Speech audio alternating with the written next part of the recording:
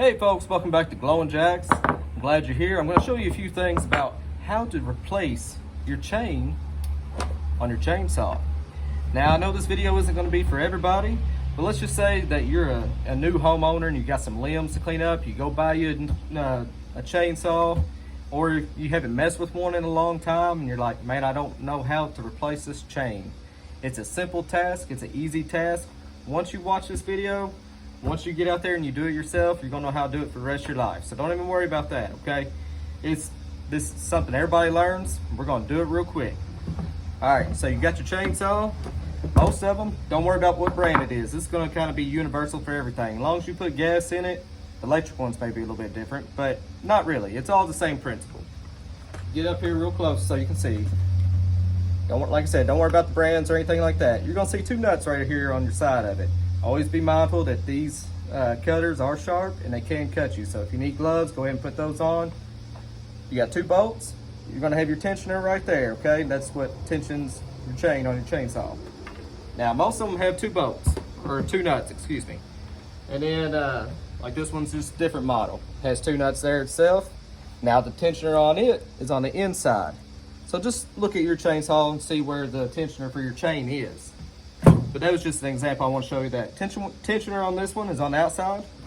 So what we're going to do, you can take, most of the time, these little T-handles with the screwdriver on one end, and I think you have like a 13 millimeter and then maybe like a 18 or something like that on this side. One's for a spark plug, one's to take these nuts off here, off this cover. But what we're going to do, some people throw chain brake on, whatever you want to do. You can put this in a vise if you like. Go ahead and break it. Loosen that one. That's one loosened. That's the second one loosened. Go ahead and undo them both. I go ahead and get mine kind of loose. Now keep them on there for a second. Getting this over towards the edge. What we're gonna do now, I'm just kind of making sure that that's loose. I'm gonna turn off my adjuster a little bit, and that's going counterclockwise. Remember, that's our tensioner right there. That's what puts the tension on the chain. So if this is still pretty tight, go ahead and back that off counterclockwise. And that will loosen your chain up.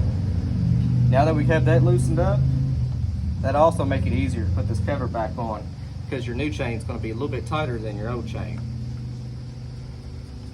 That's one nut. Two. Go ahead, pull your cover off like that. Now this is the time, if you have an air compressor or a brush or something, go ahead and get all the chips, get the dirt out, get this all cleaned up, okay? And this is what you're gonna be looking at right now. This is what you're gonna be faced with. You're gonna see your bar sitting on the two bolts, and it's sitting up there. This is your clutch. And you may have, this one's a spur clutch, a spur drive, and it's not the rim. You may see a rim here or a different type of clutch. Don't really worry about that too much, because you shouldn't have to take off anything else besides just take your chain off.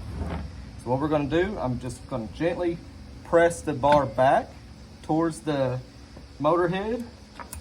I'm going to gently start lifting up my chain, work it around. Bam, chain is off. It is that simple. And like I said, I'm going to stick this over here. Like I already said, this would be a good time. You can go ahead and take your bar off, look down it, make sure you don't have any burrs on the sides of your bar. If you need to, you can take you a flat file and just, skate that across and get rid of any burrs on it. Check, make sure it's not bent, warped, torn up, starting to split apart, anything like that.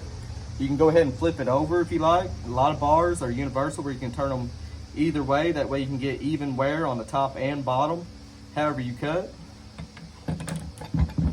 So we're going to go ahead and put that back on. I have my brand new chain. I know it's for this chainsaw. I know the links. I know what size it's supposed to go inside the bar. So we got that. We're gently going to lay it back over. And you just start fitting it around. Now I do like to go ahead. Now this is pretty much on here now. Let me bring it back so you can see.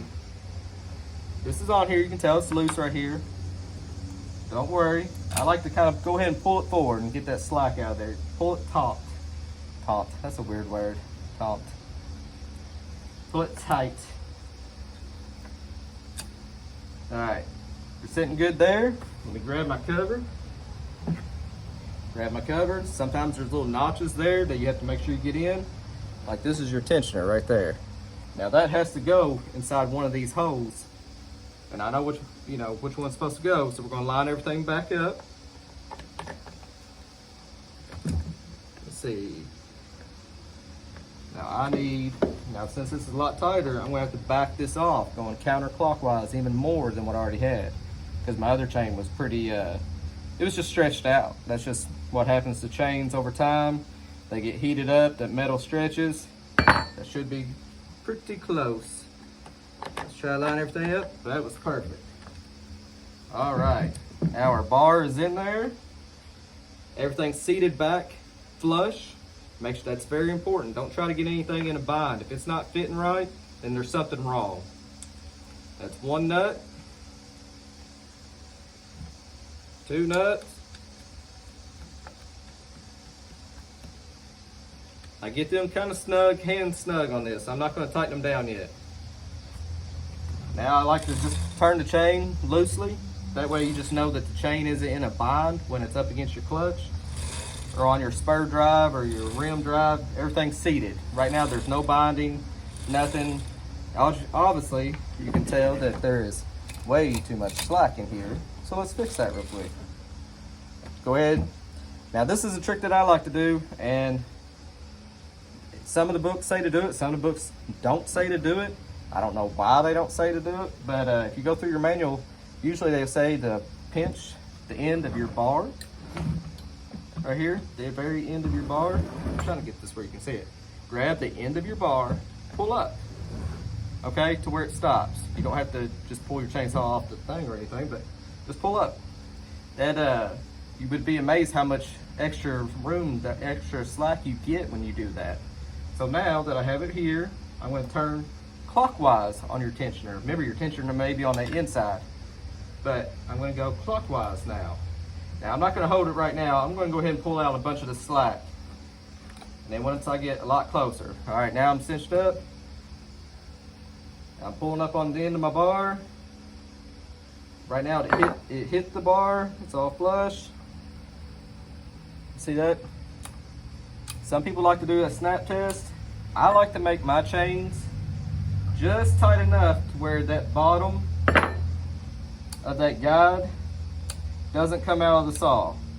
Now there's all kinds of theories on which way and how tight. Every manufacturer will almost tell you something different. You don't want it too tight to where you're burning your chain up. You don't want it too loose to where you're losing your chain and it's hanging off either. That's not doing you any good either. I think for right now we're going to leave it about right there. It is right at the tip of coming out of that guide. Now I'm going to keep on holding this bar up, and I'm going to tighten down the nuts over here on this cover. My bar's staying still now. I just give them an extra little oomph. All right. New chain. Slides around pretty easily. There is no, you know, you can do that snap test or whatever, but there's no dangling, no nothing like that. Moves easily, freely. Good to go. Well, hopefully that helped you. Hopefully that'll get you through your little project that you're going through. Got your new chain on, whether you buried it into some metal or a nail or something. That happens, and just sometimes we gotta replace the chain. Or you're taking it to go get sharpened. You just gotta take it off, or you got taking it off and you forgot to put it back on. That happens too. Well, anyways, hope you liked the video. Subscribe to my channel. I'd appreciate it. There's more things on there to check out. Hopefully you can learn something. If there's something you'd like to see, just shoot me a comment and I'll try to do the best I can. All right.